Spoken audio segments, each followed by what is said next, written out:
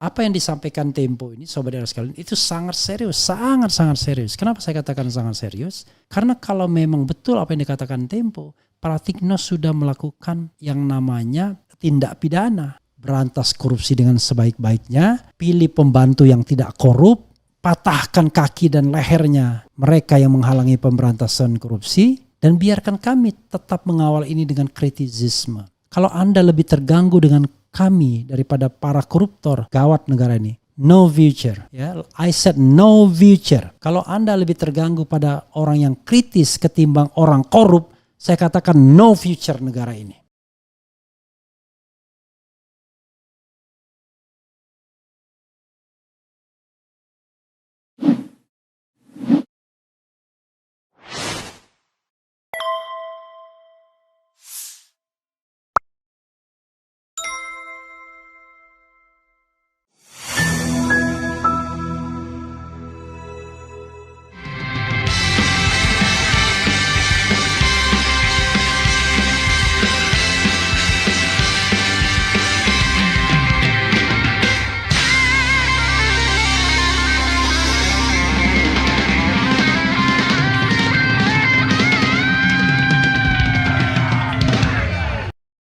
Pratikno menjadi operator politik Jokowi untuk melanggengkan kekuasaan.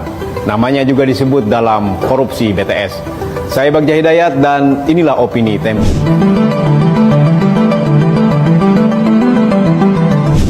Menteri Sekretaris Negara Pratikno adalah perwujudan paling brutal dari peringatan Kanselir Jerman 1871-1890 Otto von Bismarck yang mengatakan bahwa politics ruins the character, atau politik bisa merenggut karakter seseorang.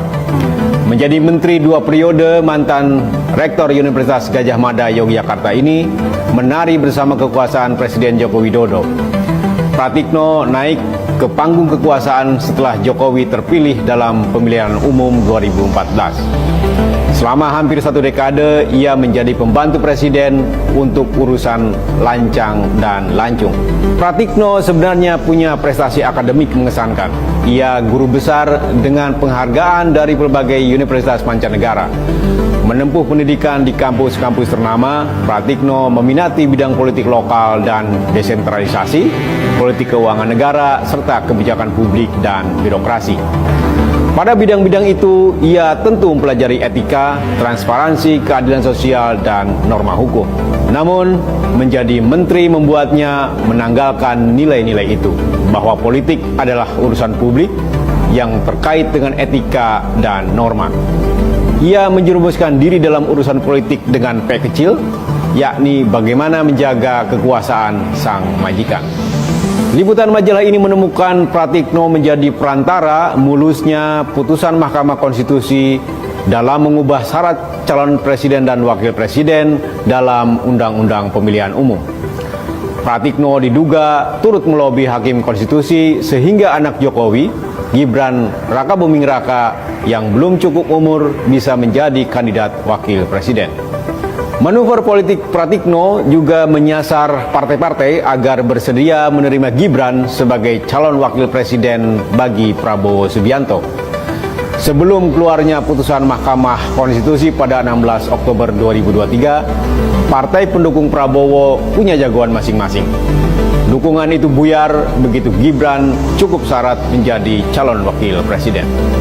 Apa yang dilakukan Pratikno jelas melampaui kewenangannya sebagai Menteri Sekretaris Negara. Peraturan Presiden Nomor 31 Tahun 2020 tentang Kementerian Sekretariat Negara membatasi tugas dan fungsi Menteri Sekretaris Negara sebagai pembantu teknis Presiden dan Wakil Presiden dalam penyelenggaraan pemerintahan. Ada memang tugas melaksanakan fungsi lain yang diberikan Presiden dan Wakil Presiden, tapi itu pun dibatasi peraturan dan perundang-undangan. Melobi Hakim Konstitusi agar membuka jalan politik bagi anak Presiden tentu bukan tugas lain dalam aturan itu. Membujuk partai politik agar menerima anak Jokowi dalam koalisi pemilihan Presiden juga bukan tugas seorang Menteri Sekretaris Negara. Lobi dan manuver politik adalah tugas para politikus dalam mengkomunikasikan kepentingan untuk orang banyak. Apa yang dilakukan Pratikno bukan hanya tak patut, juga mengkhianati intelektualitasnya sendiri sebagai akademikus. Alih-alih mengingatkan Jokowi agar tak terjerembab dalam hasrat melanggengkan kekuasaan, ia justru menjadi operator mewujudkannya. Jokowi dan Pratikno pun menjadi duet maut yang saling membutuhkan. Jokowi mengandalkan Pratikno sebagai pelaksana tugas yang patuh tanpa reserve. Pratikno menikmati privilege sebagai tangan kanan presiden.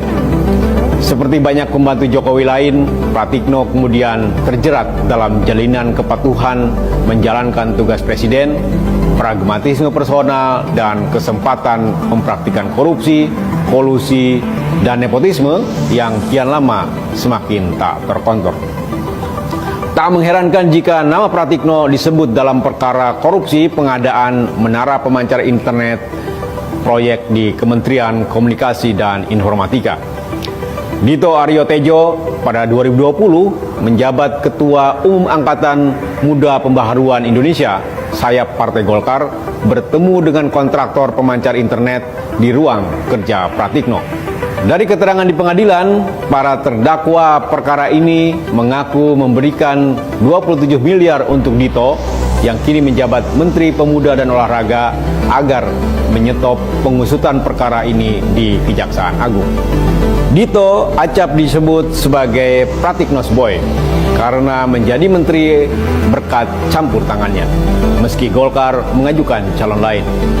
Jika kemunculan nama Pratikno dalam kasus korupsi Base Transceiver Station atau BTS itu membuatnya tersangkut karena menjadi perantara para aktor proyek, ia menurunkan derajat dirinya dari seorang rektor menjadi sekadar operator. Simak opini dan liputan selengkapnya hanya di majalah.tempo.co. Assalamualaikum warahmatullahi wabarakatuh. Sobat RH sekalian, jumpa lagi kita di channel yang keren ini. Keren cadas. Ya, Sobat RH sekalian, ngeri ya, Pratikno dari rektor menjadi operator ya. Bahkan disebutkan Pratikno lah yang melobi para hakim Mahkamah Konstitusi untuk meloloskan Gibran. Dia pula yang menjadikan Dito Aryo Tejo sebagai menteri walaupun terbukti menerima 27 miliar dari kasus BTS. Dan dia pula orang dekat atau tangan kanan Jokowi yang tetap dipertahankan oleh Prabowo Subianto.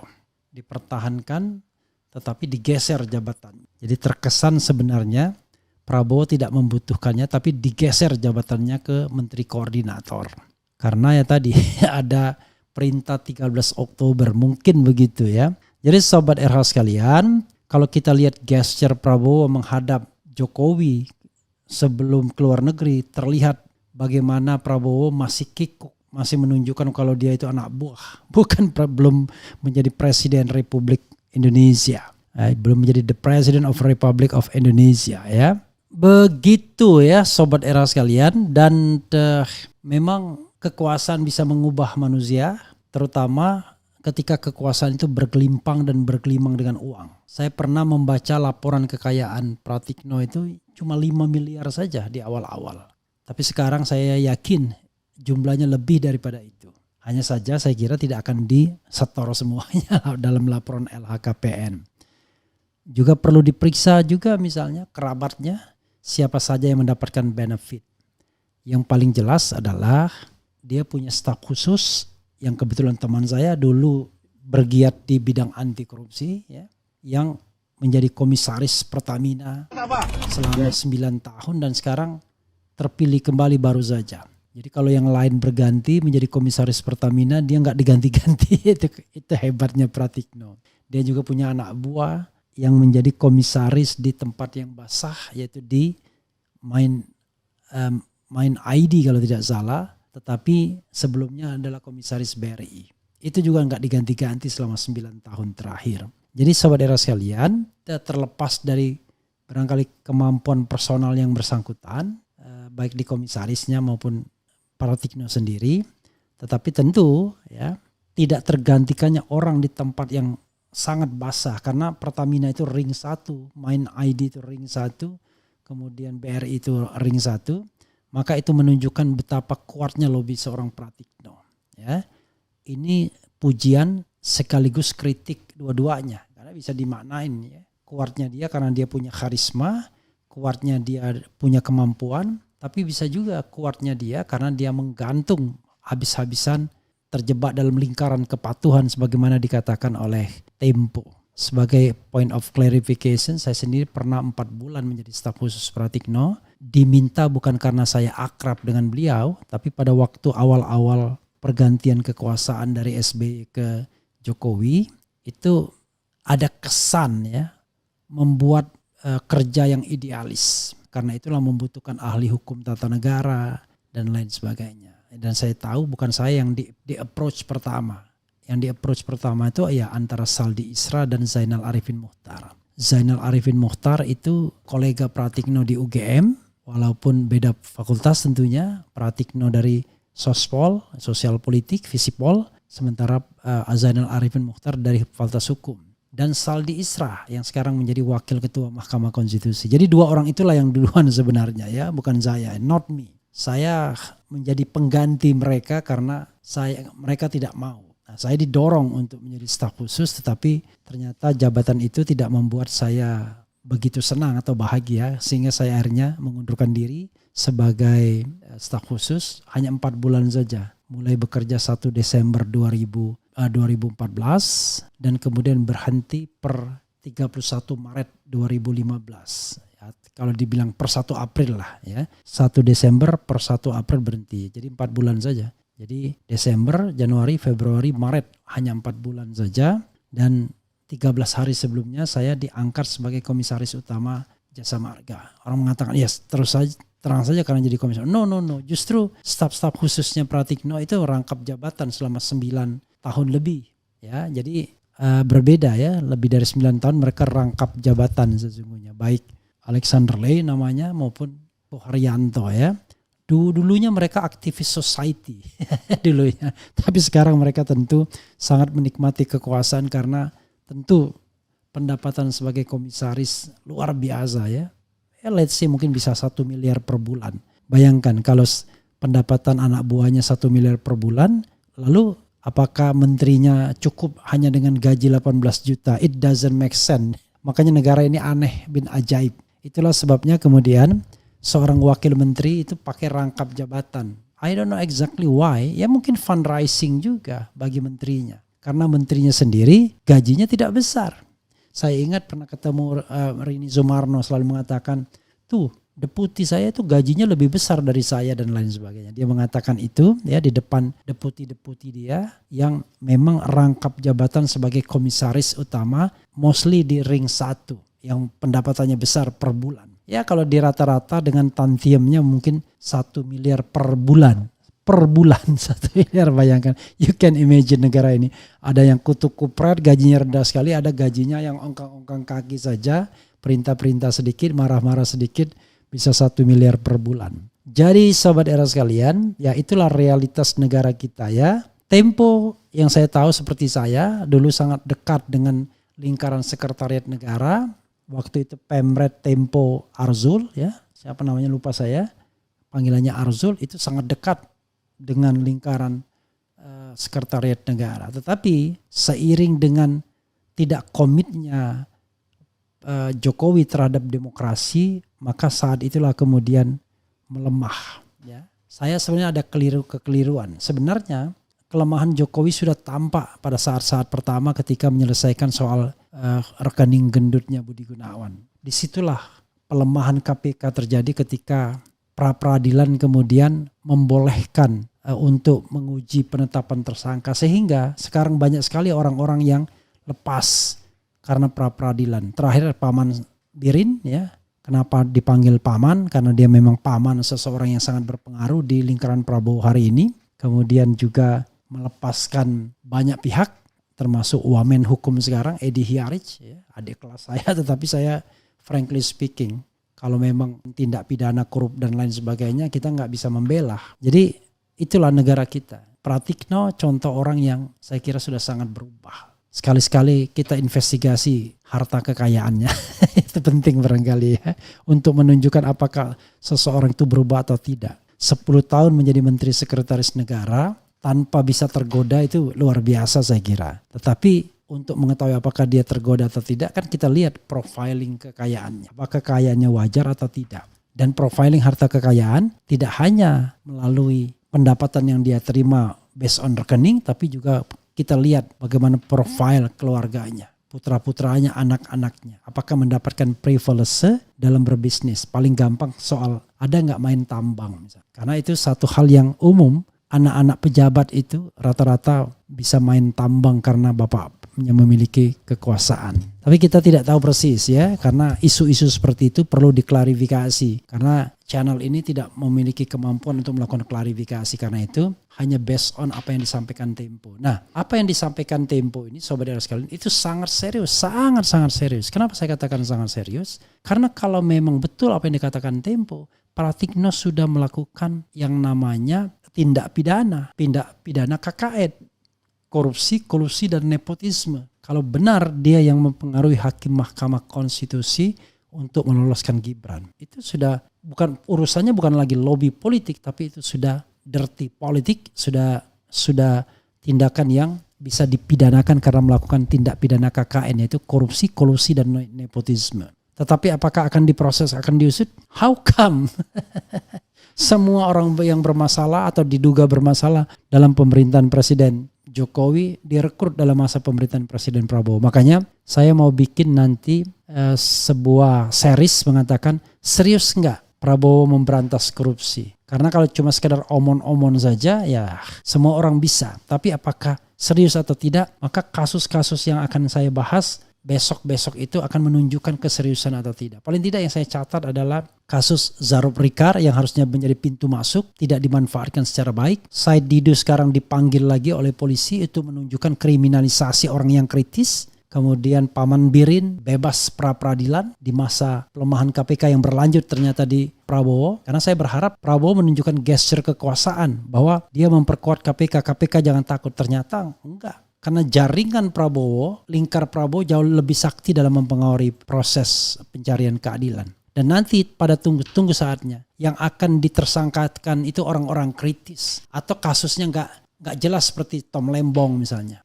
It could be possible Denny Indrayana juga dan lain sebagainya. Sementara orang-orang yang punya kemampuan melakukan kriminalisasi berada pada lingkar kekuasaan dengan jabatan formal dan informal yang ada. Miris negara kita ini. Tetapi ya sudahlah, kita terus berjuang ya dengan berpikir, dengan berdoa, berusaha bahwa inilah perjuangan di jalan Allah Subhanahu wa taala.